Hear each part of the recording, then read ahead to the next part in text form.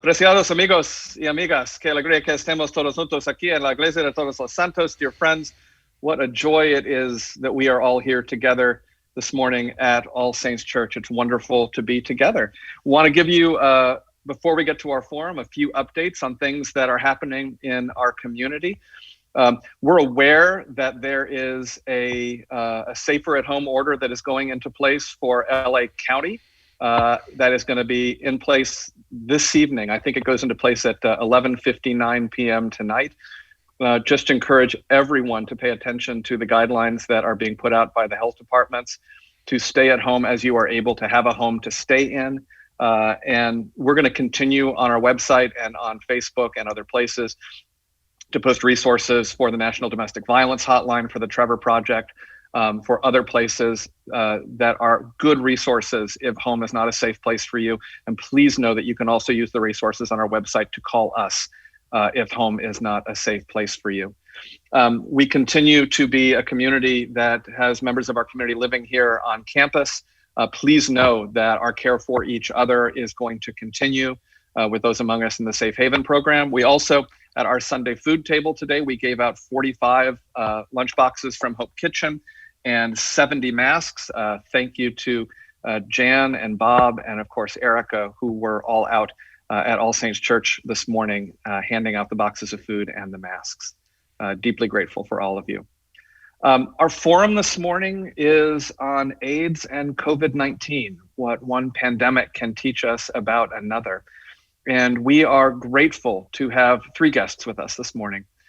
Two of them you know pretty well. Art McDermott is a long-term survivor of HIV, 36 years. He worked in HIV care for 25 years, beginning in 1982. Peter Hulit came out in New York in 1975 after 6 years of freedom on July 3rd, 1981. He said he first read about what would be called AIDS, and within 3 years, he had lost a partner and many friends. Now, almost 40 years later, as he says, I'm still here. He's been a massage therapist and now a spiritual director and facilitates bereavement groups at Glendale Adventist and All Saints Episcopal Church in Beverly Hills. He's also a mentor with Still Point. Peter and Art both are longtime All Saints parishioners. Our third guest is Dr. Stephen Thrasher. Dr. Thrasher holds the inaugural Daniel H. Renberg Chair at Northwestern University's Medill School of Journalism, the first journalism professorship in the world to focus on LGBTQ people. He is also a faculty member of Northwestern's Institute of Sexual and Gender Minority Health and Wellbeing in the Feinberg School of Medicine. His writing on AIDS, policing, and race has been published by Scientific American, the New York Times, Los Angeles Times, BuzzFeed News, Slate, Esquire, the Journal of American History, and a whole bunch of other journals and publications. In 2018, he earned a PhD in American Studies from New York University, where he wrote an award-winning dissertation on the criminalization of HIV. I want to jump back on that in a second. Last year, Out Magazine named him one of the 100 most influential LGBTQ plus people of the year. And this year, he was awarded a Ford Foundation grant for creativity and free expression. He's also the author of the upcoming book, The Viral Underclass, How Racism, Ableism, and Capitalism Plague Humans on the Margins. I cannot wait till that comes out. From Celadon Books and Macmillan, he tweets at @ThrasherXY. Stephen was raised in Ventura County, and he was raised at St. Paul's United Methodist Church of Oxnard, and he's been part of a number of religious communities around the world, including Glide Memorial Church in San Francisco, Middle Collegiate Church in New York, the Taizé community in France, the interdenominational camps farthest out retreats in several Buddhist communities in India and Nepal, which means it sounds like you would be right at home at All Saints. So want to welcome everyone. And Stephen, before we get into our topic, one of those churches that you mentioned, Middle Collegiate Church in New York, burned to the ground yesterday morning. And I'm wondering if you could talk a little about Middle Church, its meaning to you personally, and the role it played in the AIDS pandemic and in the LGBTQ movement. Thank you so much. It's a real honor to be here with you, Reverend, and with Art and Peter, and with your congregation. I really appreciate this opportunity. And even though you reached out to me in my professional capacity, I had not been to church in a while, and I kind of relished your invitation. And periodically, I feel like God is not done with me and brings me back to church in ways I'm not expecting. So I appreciated this invitation. One of the biggest homes to me in my life, and I would say my my biggest geographic home in New York City was Middle Collegiate Church, which was this wonderful church that, as you said, had a horrific fire yesterday morning. And so it's particularly intriguing that I got this invitation and have the opportunity to share a little bit about Middle today. Middle was founded in the late 1890s, and it had this interesting journey that's so a part of my own understanding of AIDS and my personal understanding of being gay, but that factors in pretty significantly in AIDS history in New York City and nationally. The church had been a working class church for German and Dutch immigrants. It had a severe number of casualties in the General Slocum fire, which is a thing in U.S. history people don't know much about. It's the biggest number of American casualties in a day between the Civil War and 9/11. In 1900, about 1,000 people were killed on a boat in New York City, and about 100 of them were members of this congregation. And by the 1980s, the congregation had almost died out. It was down to just about 25 very elderly members. They sent a young pastor there basically to close it down named Gordon Drott. But he had a different sense of faith and really had a dream of opening up this church. And that happened at the same time that AIDS started to become known in the US. And as many churches were turning their backs on people dying of AIDS, he really welcomed them in. And the church was revived around AIDS activism, particularly around a man named Jerice Johnson, who started the East Village Gospel Choir. It's now named in his memory. And he started inviting people to sing with him, and all kinds of people sang, people who were desiring a relationship with God and been kicked out by their home church or by their own families, people who were atheists or Jewish but wanted a sense of community, came from all different kinds of faith. And so they started this gospel choir, and Jerice conducted it until the night before he died of AIDS. The choir met around his bed the night before he died. And the church also at the same time through the 80s and the early 90s, they just gave away space for free. They said AA meetings can come meet here, dance groups can meet here, art groups can meet here. So it became a real hub of community, and all this activism happened around AIDS. There were endless funerals around AIDS. I started going there in the mid-90s. But I was told that at the height, in the late 80s, there was a funeral a week at times. But the church really was reborn in this moment in very beautiful ways. And they started marching every year in the Pride Parade. And when I was a young man, not even sure of my own sexuality, it was really formative for me to start singing with the gospel choir in the Pride Parade. Realized that I was very welcome in this way, and it became a really important point for lots of people in their journey. They started a Celebrate Life meal that ran for decades. I volunteered in it for a long time, that would give food to people living with HIV for decades, and did lots of kind of work around connecting people with social services. And in more recent years was very big in the marriage equality movement, performing marriages before they were legalized, really taking a very strong stance on it. When I was a reporter for the Village Voice, the first day marriage was legal in New York, I covered 11 weddings the first day, and then went the next Sunday to Middle, where 3 of them were performed the next Sunday in the church. So it has a really strong history, and the sanctuary burned to the ground yesterday morning. And so I'm very emotional. I was just in the digital service, and the church will still stand as a community, but the building is gone.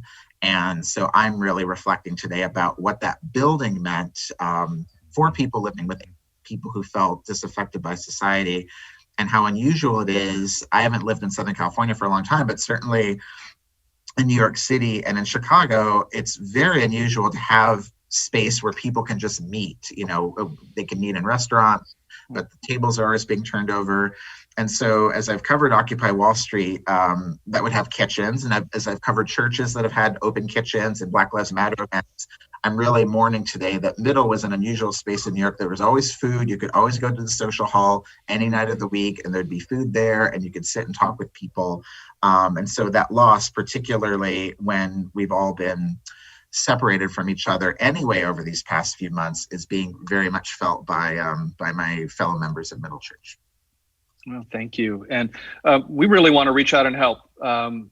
Every Sunday since this pandemic, we've had what we call here a partner in love at All Saints Church. And it's some organization that is doing amazing work in the community. And we've always just chosen like Union Station or Learning Works or somewhere around here in Pasadena. And this Sunday, we want everyone to just reach in a little bit and give to Middle Church, because Middle Church is this extraordinary place. And it's super easy to do. Just go to www.middlechurch.org. Now, you can add a /donate if you want. But if you just go to the homepage, they've got a really good donate button in the upper right-hand corner. I've gone ahead and done this. I hope you'll join me in contributing to Middle Church and the rebuilding of the building, but the community doesn't need to be rebuilt. And we know this is All Saints Church. We have a fire in our own history. And part of what that showed us at All Saints Church is that the church isn't the building, and that strong communities rebuild buildings and become even stronger. So deeply grateful for your sharing the story of Middle Church and giving us the chance to support that community this morning. Just want to dive in and talking about the AIDS pandemic. First of all, it is something that is ongoing. It is not something that is in the past. And I'd love to just sort of jump in and hear from each of the three of you, and sort of a broad question, and answer it any way that you want. Of when you think of what is my experience of the AIDS pandemic, is there a story? Is there an image? What comes to your mind? Actually, Art, I'll start with you. Wow. I would say that because the community affected by HIV and AIDS here in the US was largely in the gay community and IV drug users and sex workers. And these were all stigmatized populations even before AIDS hit, and with AIDS, they became even more stigmatized. And that's the thing that I felt just answering phone calls on the gay hotline in Washington, D.C. in the early 80s. People had no idea where to go or what to do. And whereas COVID patients today, because of the differences in transmission vectors, there's so many more of them, and they, grandma and grandpa with COVID are very sympathetic figures. But I would say that the stigmatization and also affecting, and Stephen will speak to this more, of touching people of color communities and marginalized communities adversely affected by both epidemics are very similar to things that are happening today. Yeah, thank you. Peter, what comes to your mind? What's your experience? What's on your heart? I was kind of right there in Manhattan at the beginning, so I know that feeling of what's going on, what's happening. People are getting sick. When I started thinking about what the similarities were, other than something has to be covered to remain safe, that denial was the first thing. We young gay men were in denial to begin with. No, this can't be true. What we fought so long for, and this freedom that we've had for 10 years, you can't take it away. But then sickness started showing up, spots on people in the street, that sort of thing. And it was like right in front of you, and you could no longer deny it. What else? Yes, and again, the underserved are always underserved. So those of us who could see a doctor, or there was no cure, but there was at least, well, I don't know, but you're fine now. Many people didn't even get that. I also noticed that, when at first, the don't do this, don't do that idea of prevention did not work. And eventually we came to a community outreach of there were people in gay bars all the time going, here, have condoms. No, you couldn't turn anywhere without finding a condom somewhere.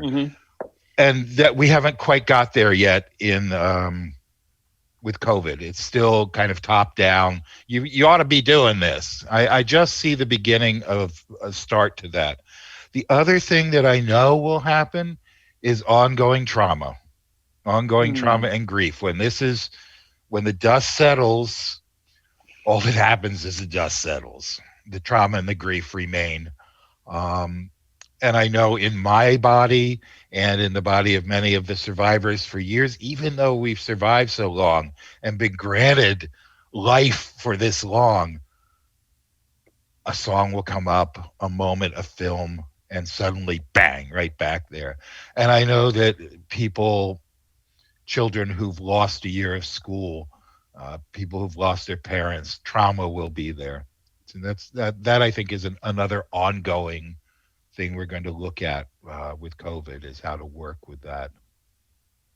Yeah, thank you.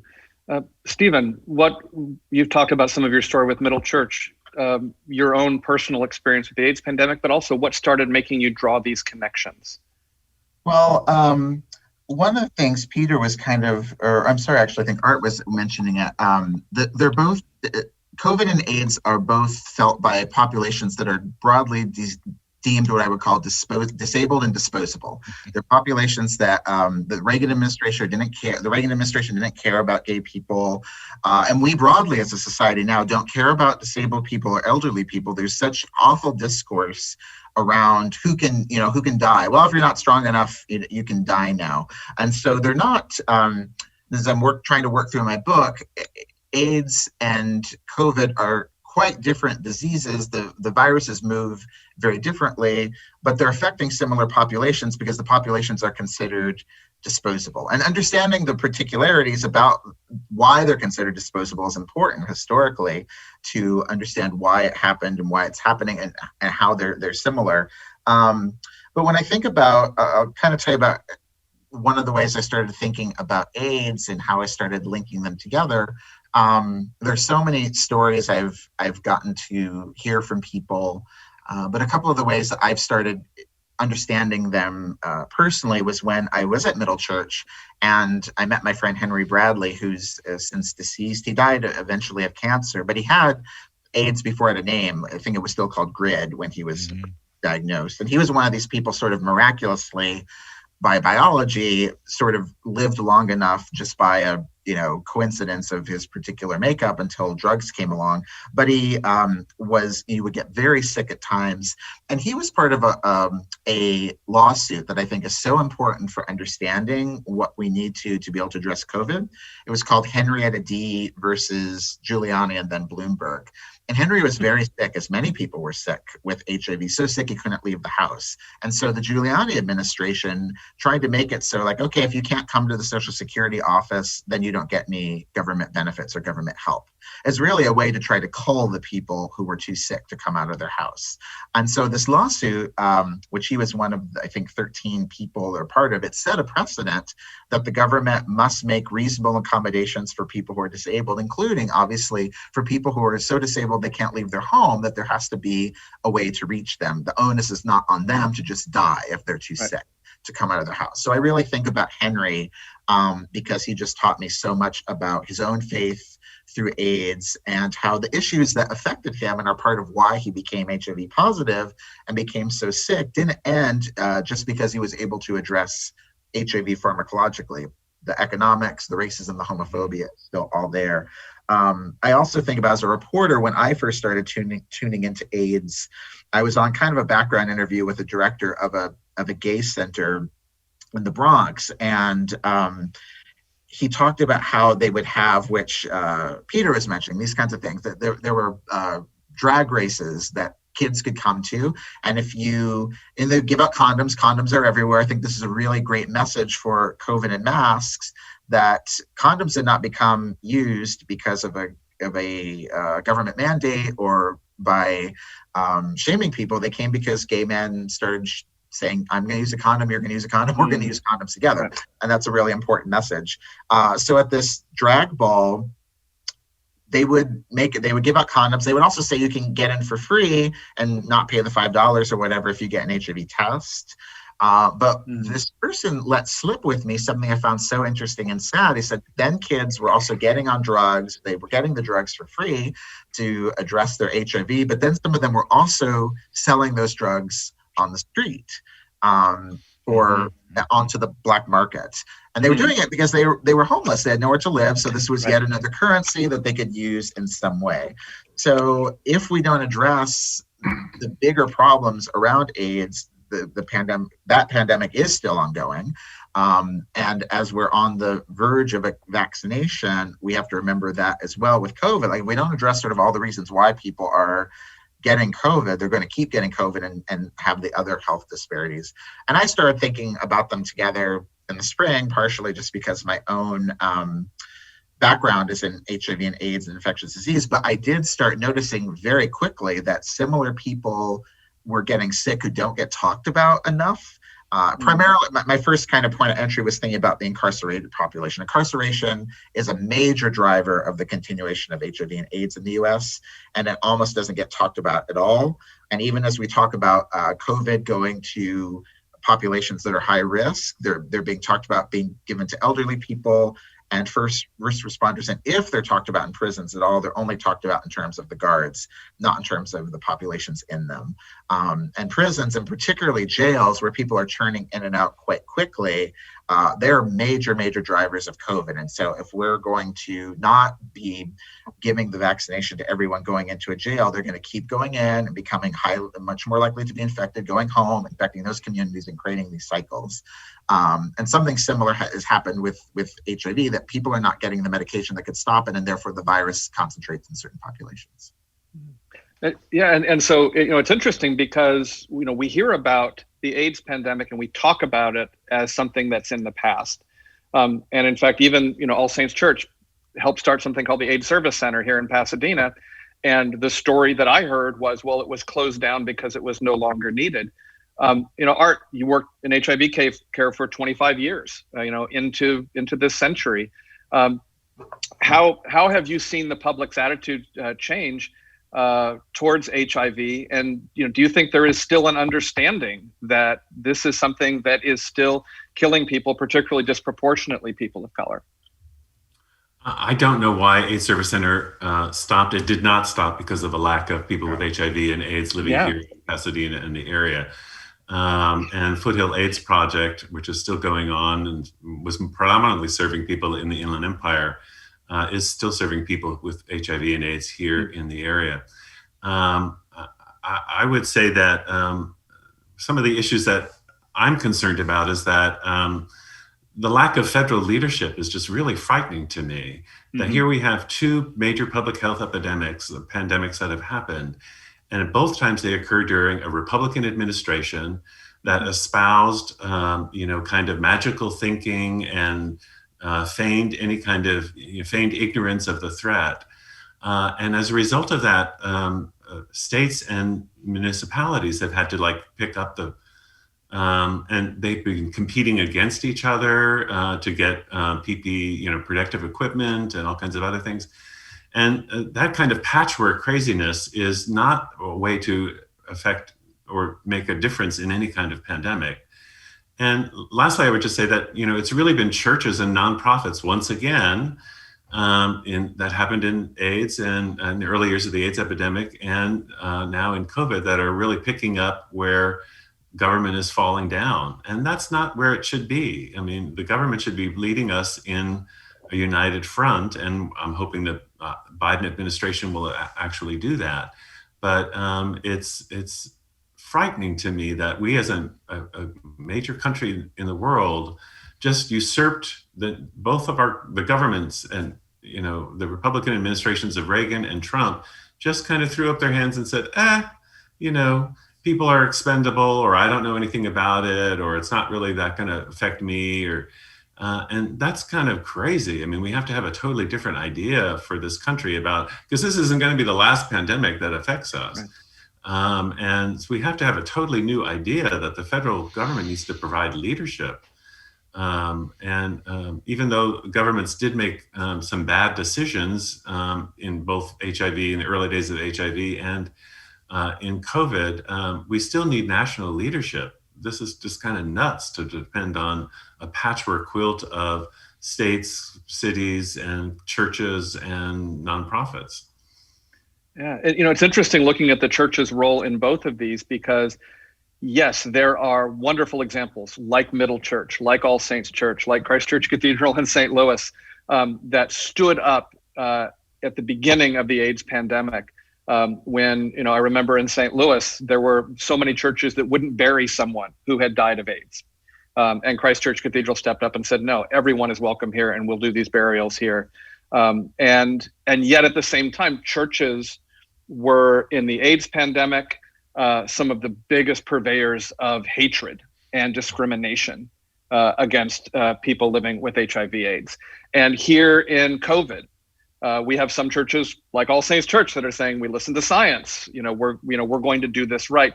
And you have other churches that literally have sued and have forced a Supreme Court ruling for their right to be super spreader gatherings in these things. And so, the church's witness to this is deeply mixed and falling, as I see it, along some of the same lines. The same churches that were highly discriminatory and really fatally so during the AIDS pandemic, and by the way, have continued to be, are the same ones who are fighting for their right to gather in ways that kill people today.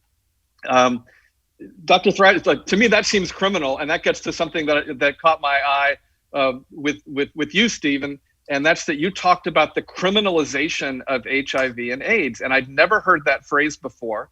I've certainly heard about the criminalization of poverty, the criminalization of homelessness. Can you talk a little about what does it mean when you talk about the criminalization of HIV?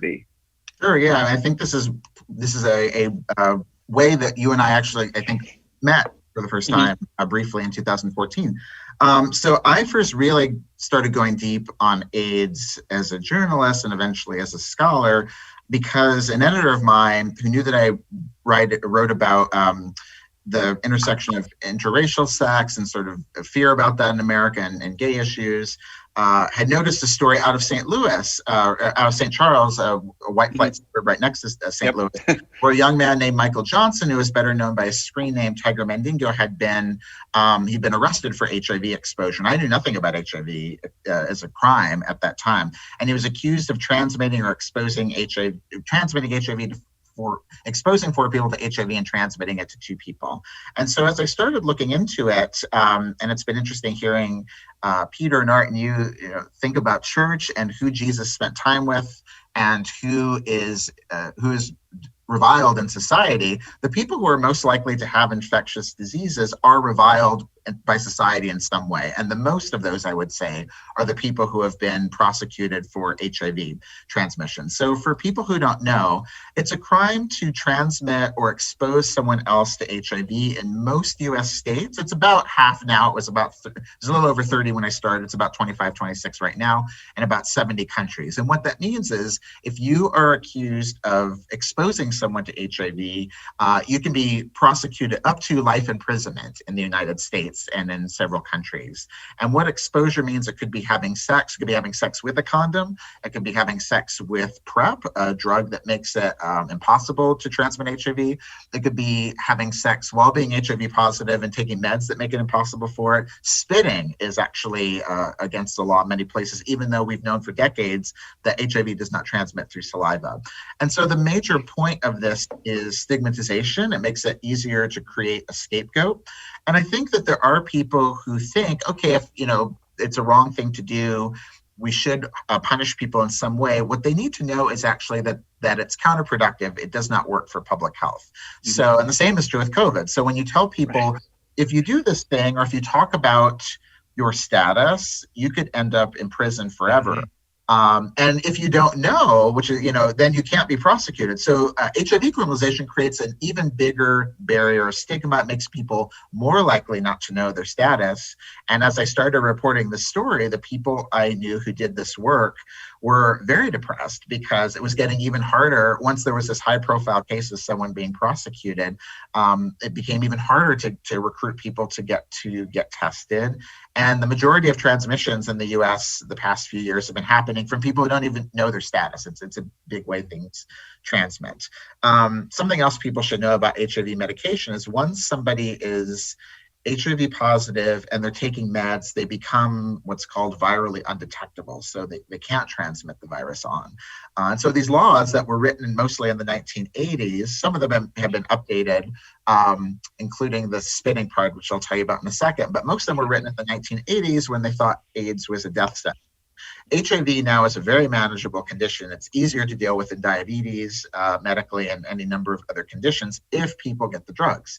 But the problem is people are not getting the drugs for a variety of reasons. And in terms of the spinning part, most of the laws were written in the 80s, but some have been updated in the past couple of years to add spinning to them. And that's part of a bigger Blue Lives Matter reaction to Black Lives Matter, where if you're HIV positive and you're arrested by a police officer and they bash your head against a car and you start bleeding and you haven't told the police officer, they can actually charge you with attempted murder of the cop. And so it's a completely ridiculous epidemiological and medical situation. There's no harm to the cop. There's nothing the cop has to fear in that situation. It's just yet another stigmatization that's unneeded. And I became, the reason I ended up reporting in Ferguson, because I just started a new job at The Guardian. I was not supposed to travel. I was just starting my PhD at NYU. I was going to be a columnist, kind of just writing on issues without traveling. But when Michael Brown was killed, an editor heard that I'd previously been in St. Louis just a few months before in this other story, so they sent me to Ferguson. And when I called the people who I had worked with in Ferguson who did HIV prevention, I said, what should I know when I'm going to this Ferguson? I knew kind of about the North County, but I didn't know anything specifically about Ferguson. And they told me we were just in the Canfield apartment complex where Michael Brown was killed. There'd been a couple new HIV transmissions, and Ferguson has a high rate of HIV and AIDS. So for me, I started realizing as America was like seeing a map around police brutality and where it happens and systemic racism, I started seeing a map of HIV as well, and understanding that anywhere you have these concentrations of poverty and poor Black poverty and over-policing, you're going to find HIV and AIDS as well, because the conditions that lead to people becoming HIV positive and progressing to AIDS needlessly are the same conditions that lead to this over-policing. I mean, that brings up so many things. Like one of them is, if we had laws that were being put into place now that if someone was COVID positive, that they could be criminally liable for not wearing a mask or breathing on someone. Yeah, and those laws are happening. They're happening all over the world. They started in Asia. Some have happened in Europe, and they're starting to happen in the U.S. as well. And I was very worried about that in the beginning of the pandemic. And as you may have seen, I actually haven't been investigating much of California, but in New York and Chicago, there were violent reactions from police initially around mask wearing. And then when you started looking at the data in New York, 100% of the violent incidents were against people of color for not wearing masks. And you would see cops, white people, but all of it just makes people afraid. It's not a good kind of deterrent. The way that Peter was talking about gay men handing out condoms in bars, we could do that with masks. I've done it personally. When I've been at Black Lives Matter events, I keep masks in my bag. Me too. And anytime I've offered one to someone, they take it gratefully. And I've seen other people doing that as well. But we have a hard time in the US imagining doing anything without punishment and criminality. And that's been a really hard thing to deal with in COVID. Well, and again, as you said, that's not helpful because it drives things underground. What your story reminded me of is a man named Henry Davis, and this happened right around the time that Michael Brown was murdered in St. Louis. African-American man picked up, actually wrongfully, for an outstanding warrant. It was another man, same surname, different middle name and social security number. He was beaten to the point where he had a concussion, and he bled on the officer's uniform, and he was charged with property damage for bleeding on the police officers' uniforms of the police who beat him. And so, that's part of what brought to mind for you. What you said brought to mind for me is we have these laws, and then through selective enforcement of marginalized populations, we use laws to criminalize just being Black or being gay. And so some real concerns in society are taken and they're used to continue to oppress marginalized people. I want to let people know that you can ask questions, and a way to do that is you can text 910 text ASC 910 TEXT ASC. That's also 910-839-8272. 910-839-8272. Also, if you're on Facebook, you can put any questions in the comment section there. Peter, I wanted to get to you because you mentioned something at the very end of what you were talking about ongoing trauma. And you're facilitating bereavement groups, and you're a mentor at doing spiritual direction with Still Point. Talk a little more about that and how you see that also happening down the road with COVID. Well, first of all, both of these illnesses are are social illnesses. They're illnesses that keep us away from each other, that say, do not touch each other, do not breathe on each other, do not hug each other. That is trauma in and of itself. These long periods of not touching. When I first started doing massage with HIV people, we all cried. Yeah. I mean, there was so much crying on our sessions. It was wonderful, and sad at the same time. And also, what we found in the gay community was, if we're not feeling good about who we are as gay people or as any people who are looked down upon or criminalized. I never thought of myself as disposable at the time, but you know what? I was.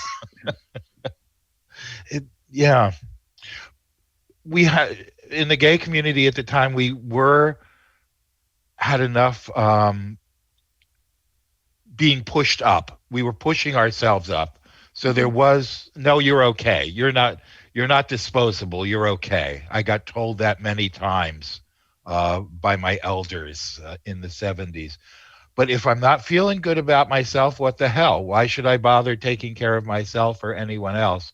And we see that reaction, at least in COVID today. Ongoing, we will need to reach out far beyond the end of the symptoms, the physical symptoms, and be with the emotional symptoms. People may have trouble coming back together again in a healthy way. Are you seeing, and I guess this question can be for all three of you, are you seeing, or how are you seeing this current pandemic really sort of activating PTSD responses and triggering traumatic responses in you and in other people that you're dealing with? There's a lot of, the bereavement groups are filled with people who are, and there's a wave that seems to be similar among all the groups. There's exhaustion, there's depression, there's anger, across a broad spectrum of people. And the unfinished business, the unfinished business of grieving, the unfinished business of loving, the unfinished business of Thanksgiving, all of the stuff that we've lost is creating a wound. And in the group, of course, we say, look at my wounds. I mean, that's what support groups do. And healing is always slow, but we need the facilities to do that. One little thing about the AIDS Service Center, we were clients, Bobby and I. Yeah. And it moved on. It didn't go away. It moved on to a more governmental kind of thing. But as with that church, the middle church that burned down, there's a plaque in the stairway in the office about the AIDS Service Center.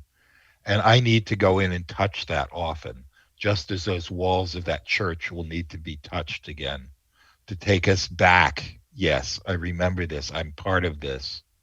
And how important that is. Those walls that stood through history are to us as people. Yeah. And that's part of the healing as well, I think. When I touch that plaque there, it's like, I remember. Yeah. It certainly COVID certainly brought up feelings of being at risk again, feeling like I'm going to die under another stupid Republican administration. I felt like, and then I come to find out that, dying of COVID is just about as bad as dying of AIDS. You're struggling to breathe at the very end. And what's even more tragic with COVID is loved ones can't be in the room with you. I mean, at least with HIV, there was a reverse isolation so that people could at least be there with you. But the long-term effects is what I'm really concerned about now. Both diseases have long-term consequences. People with HIV have to be on meds for a long period of time. And what we're seeing in COVID is that COVID survivors are experiencing long-term health consequences. And I feel like people aren't really taking that seriously. And the actual long-term costs of COVID care are going to be astronomical when compared to HIV. Just because of the sheer numbers of people affected. And so I think there's not going to be an end, like there isn't an end to HIV or AIDS. There's not going to be an end to COVID. And the people that we know who are survivors of COVID are continuing to experience major health difficulties. And they're going to need care, long-term care and long-term support. And we're not seeing anybody really focusing on that. In HIV either. No. Yeah. What are old 30-year, 40-year-old survivors? Doctors go, I don't know what this is. It could be leftover HIV stuff, or it could just be dementia. Yeah. Stephen, you were going to jump in. Yeah, there are. So both of you have put such fantastic things on the table. There are all these questions about temporality and ongoing care. And one of the things that I've been very kind of short term that I'm interested and worried about in terms of vaccination is that all the vaccinations I'm aware of that are perhaps going to get emergency approval in the next week or two, they're all multi-dose vaccinations. So that already creates a increased difficulty. As I've started looking at the research around drop-off rates, it's enormous, 30, 40, 50% you can have if you have to get people twice amongst the people who need it most, because they're in the least stable situations. If you are living in a shelter or in a short-term hotel or on the street, it's going to be very hard to get you on the 1st of the month and the 21st of the month. And if you don't get it, then the first one doesn't matter. And that's something similar around HIV care, is that we have to keep people in HIV care for the rest of their lives. The medicine exists. There's no technology to recreate. In the US, we charge $2,000 a month for it. In Australia, it's about $4,000. So the cost affiliated with that is just because capitalism must be served in the US. And a statistic we haven't talked about that I think about and worries me a great deal is right now, 1 in 2 Black gay men or men who have sex with men in the US are projected to become HIV positive in their lifetime. And that's not because we have more unprotected sex or use intravenous drug use more, we don't. But we are the most likely, we didn't get the drugs sort of population-wise, and so the virus has continued to circulate, but also we're the most likely to be incarcerated and homeless and unemployed. And those are all the factors that are going to continue to drive COVID and HIV. If we don't sort of deal with the configuration factors around them, those are going to keep putting people in these positions. And I want to really echo something I've sensed a lot in my own reporting, and now I'm physically feeling as someone who's single and has been, quite alone for much of this year, and thinking about with the church as well, is that the lack of touch is really difficult. And that's an ongoing trauma. And I've been so inspired in my research and in talking to people with AIDS, so much about the bravery of early support people in AIDS activism, many of whom were lesbian women, like the writer Sarah Schulman and lots of allies, and other gay men and other people with AIDS were really good about touching each other. And there's a famous kiss-in that happens at St. Vincent's Hospital. And I think the best sex scene I've ever seen in a movie is in this movie, BPM, Beats Per Minute. It's a French movie about ACT UP Paris. And it shows the way that this gay man is able to show his friend intimacy safely, even as he is sick with AIDS. And that is just like a real existential problem, I think, right now, that we can't hug each other. And I will let Art and Peter talk about this, but I sense that there's a lot going on in people's heads about feeling guilt and shame that I feel like I need to touch, I need to be social, but if I do that, I'm doing something harmful, and not being able to like support each other physically as we're all going through this, I think is a real crisis, and I think that harkens back to a lot of dueling impulses people felt before there were drugs available, or before kind of how HIV was understood, how it moved. Well, and there's something deeply counterintuitive, because throughout the Gospels, Jesus responds to stigma with touch. The people who are most on the outside, the most marginalized, Jesus makes a point of touching. And there's something in us that says when we are hurting, we need to reach out, we need to run towards each other. And yet we're being told that that's what endangers us, and that's not what love looks like. And I do, part of me imagines that, when we're finally going to be able to, to touch each other, it's just going to be this huge hug. And yet I also know it's not going to be like turning on or turning off a light switch, that we're actually learning new behaviors, and we're associating, and especially since so many people have fear associations with touch anyway from abuse, that how much are we going to have to actively unlearn really damaging things about touch? And are we all going to need the same kind of work that people who have physical and sexual abuse histories have to try to redeem touch? Peter, are you seeing any of this in your spiritual direction work? Of course, the spiritual direction work now is all on Zoom. Yeah, right. That's right. Yeah, right. But people are missing this. One of the breathing things we're doing this. It's as close as we can get. Yeah. Some of the women in the bereavement groups before this week had gone out to a park in Burbank and sat 10 feet away from each other, but talked in person. But yes, how are we going to get back to coming up to each other and going, "Hi, how are you?" I know. With our breath and our hearts open and our mouths open. Because now we're afraid of it. It took a very long time for a lot of us to feel good about our sexuality again. It was like, I don't want to quite go there, or very tentative, or all of this thought in the back of our head while it's going on, right? Should I be doing this? Should I be doing that? Is this okay? Is that okay?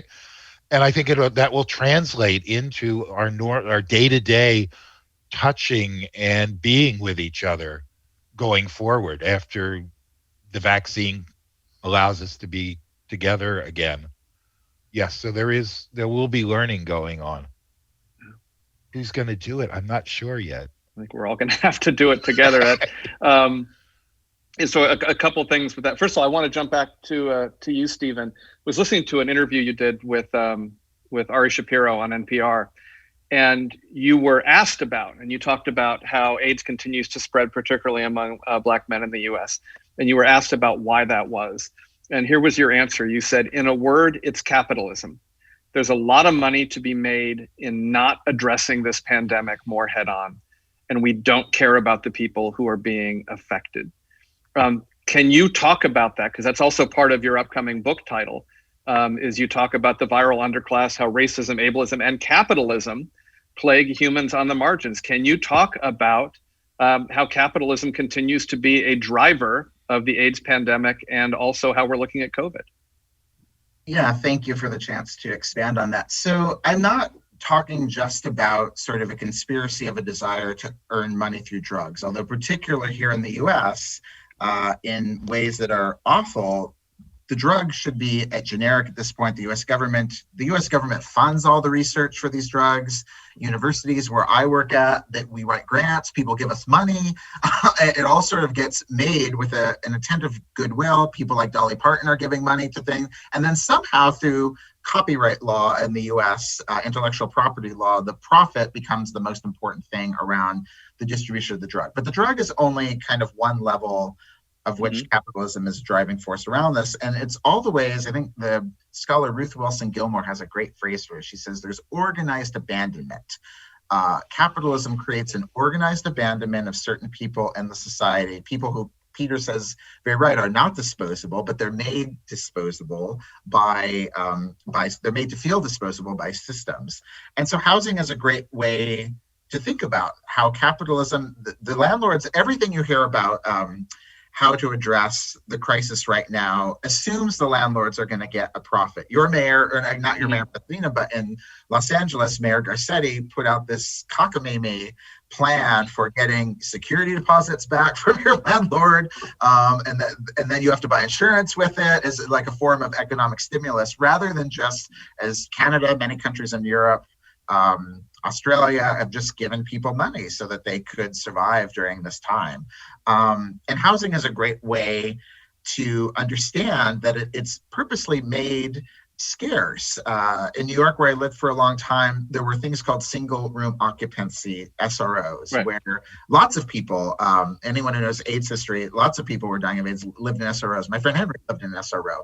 And those have been converted into Airbnbs and hotels over the years. So that's like an organizational way that people who are able to keep themselves safe in some way are no longer able to, because capitalism wants more value out of that property. Mm-hmm. And then those people end up on the street, in shelters, unable to social distance in this time. They end up, once you're on the street, you're more likely to be criminalized, to end up in the criminal justice system. And then that makes it harder to stay in the formal economy. And then people end up in the informal economy, which has its own viral risks, but also pushes you back, more likely to be into jail. And so I think that we have to think about capitalism. And in California, where you live, Governor Newsom is done a lot of this. You know, I've been reading about the firefighters, and your firefighters are being subsidized by incarcerated firefighters, and they sort of represent the incarcerated firefighters, both the ways that COVID is a crisis because so many of them were getting sick they couldn't address the fires, but also when Attorney General, now Vice President-elect Kamala Harris was defending a lawsuit to release prisoners early. The Supreme Court had mandated that California let prisoners out earlier, long before COVID, because they were overcrowded. And Harris, as the Attorney General, argued the state can't afford it because we need them as our firefighters. Mm-hmm. Now, all those people who are firefighters could still be your firefighters if they could learn to be firefighters. Right. Could go back into their community, and they could serve as firefighters in well-paying jobs that are then helping them address climate change and making their communities whole. But because the wealthiest state in the country, I think, which is like the sixth largest economy in the world, or seventh, does not want to tax its corporations and its richest people, they get kept in the criminal justice system. All of that is capitalism, and it comes into a relief when we see these pandemics and see who is being hurt visibly by the entire system. An example of that is, go ahead, Art. One example of that is no AIDS drug was developed at warp speed. But because of the ubiquitous nature of COVID and the opportunity to sell vaccines, that vaccine got developed at warp speed, but no AIDS drug was developed at warp speed because we were considered expendable, and also it was fewer in numbers. But because of the ubiquitous nature of COVID and the increased demand for a vaccine, that vaccine was developed at warp speed.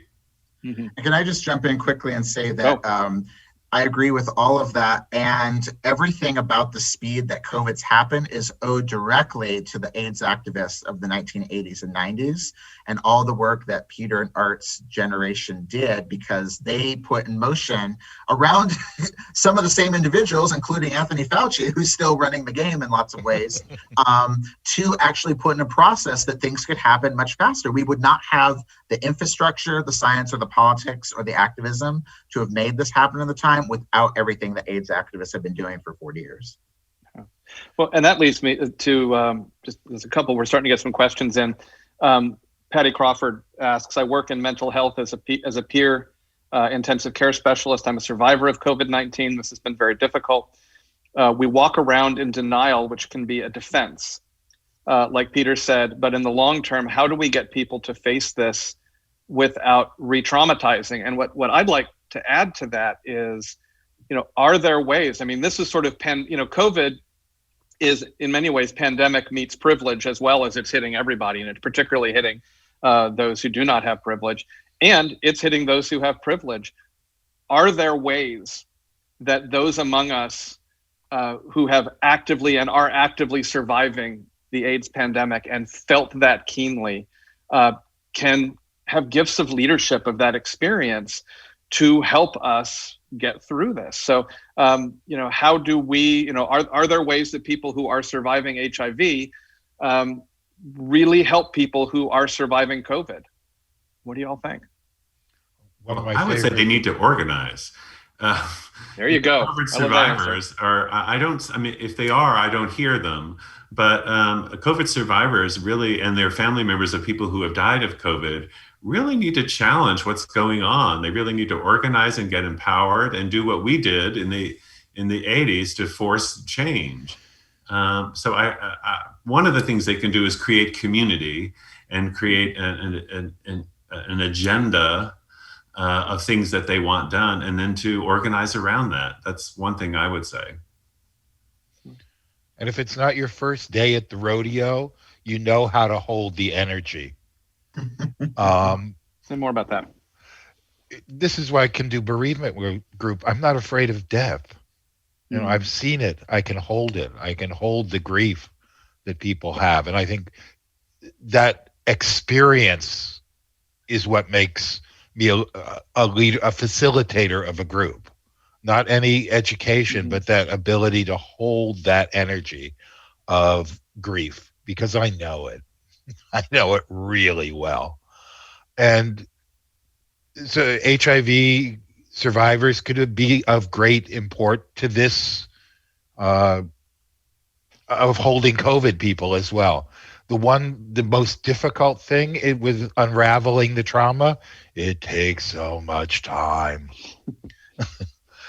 Kessler talks about early grief, and everybody says, 2 weeks, a month, 6 months, 2 years before it really starts turning, and another 2 to 3 years before, if you're lucky, you can make meaning out of it, out of your losses. So we need some people who are willing to take the time to be with those who've been traumatized and listen and hold the space and let it unravel as it will. And I would add, for people organizing around COVID-19, it's really important to look and follow the lead of disability activism, because HIV and AIDS activism, which still exists, and I interact with people who do it all the time, but gay ink activism, I would say, sort of left HIV. Once the people who had the most power in gay activism in the mid-90s got the drugs, they kind of left HIV and AIDS, and they've moved on to marriage in the military and other things. When I'm looking at Biden-Harris administration just had an engagement with one of the big gay organizations. They had nothing about HIV, and what they said was sort of on their agenda. And so I think that looking at disability activism, which includes HIV and AIDS history and all the ways that people who are ill are made to feel less than in society, and has an active, robust activism without always being physically present, they're actually a really good way to understand what can be done around viruses and sickness. I think we just lost your camera there for a second. There you're back. We've got about 90 seconds left just from each of you. First of all, thank you all so much for being here. Where are you finding hope right now? And what message of hope would you have for a church on the West Coast? Wow. Okay. Go ahead. Go touch each other in the best way you can right now, whether it's on Zoom, whether it's across the fence. Just reach out and see if you can touch hard. Thank you. I feel hopeful just getting to be in conversations with you. Thank you so much. Art, anything to add? No, I would agree with Peter. To the degree that you can reach out, do so, because that's really going to be critical. So well, and I want to thank all three of you for coming. This hour, as I figured it would, has just sped by. Want to remind everyone that our partner in love is Middle Collegiate Church in New York City, which had a horrific fire yesterday morning, an incredibly important church in the justice history of this country. Please go to middlechurch.org, click and join us in donating to support Middle Church. It's an amazing community. Art McDermott, Peter Hulit, Dr. Stephen Thrasher, thank you so much for being here. Stephen, I hope this is the beginning of a relationship. It's great to great to have you with us. So thank you all so much. Blessings. Thank you. Yeah. Bye.